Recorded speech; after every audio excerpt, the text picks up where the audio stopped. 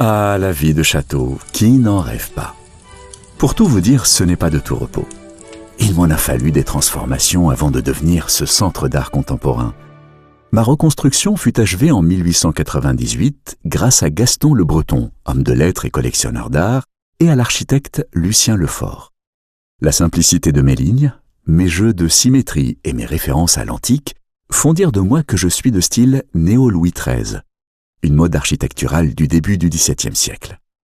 Massif mais élégant, solennel mais accueillant, imposant sans être écrasant, je me présente aujourd'hui un peu comme une grande maison de famille.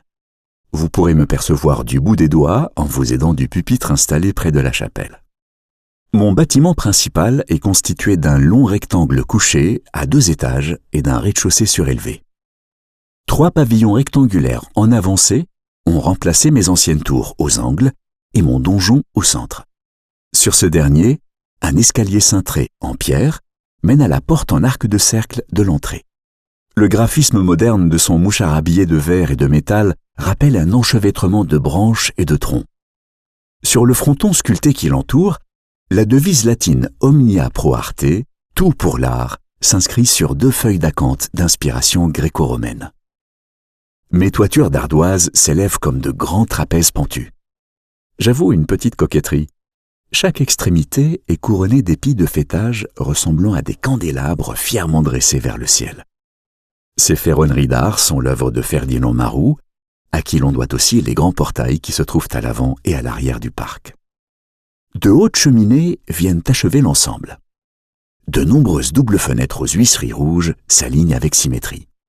Au 2e étage, à la base des toits, 7 lucarnes sont enchâssées dans un écrin de pierre orné d'un fronton arrondi et ouvragé. La lucarne du centre est surmontée d'une tête de bélier et d'un blason sculpté. Il y a les initiales entremêlées de Gaston Le Breton et de sa femme Claire-Marguerite Le Verdier, LB sur la gauche, LV sur la droite. Ma façade se pare d'un subtil jeu en losange de briques rouges et noires. On dirait presque un pull jacquard. Des pierres blondes et carrées, légèrement en relief, jouent avec l'ombre et la lumière. Aux arêtes des bâtiments et au contour des fenêtres, ces pierres dessinent des chaînes de créneaux. Certaines délimitent les étages par des lignes simples, d'autres ponctuent régulièrement la façade entre les fenêtres. Un dernier raffinement. Vous apprécierez aussi mes damiers de silex noir et blanc sur le soubassement.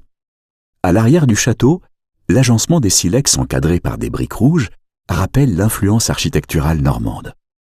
Mais un château n'est rien sans un parc extraordinaire, n'est-ce pas? Tout est prévu, chers visiteurs. Je suis entouré de jardins magnifiques et surprenants.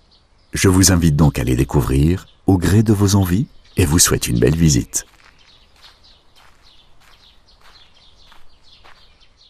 Une audiodescription réalisée par Zeugma Concept, coécrite par Tanguy Nek et Aziz Zogagui, lue par Alain Gazal.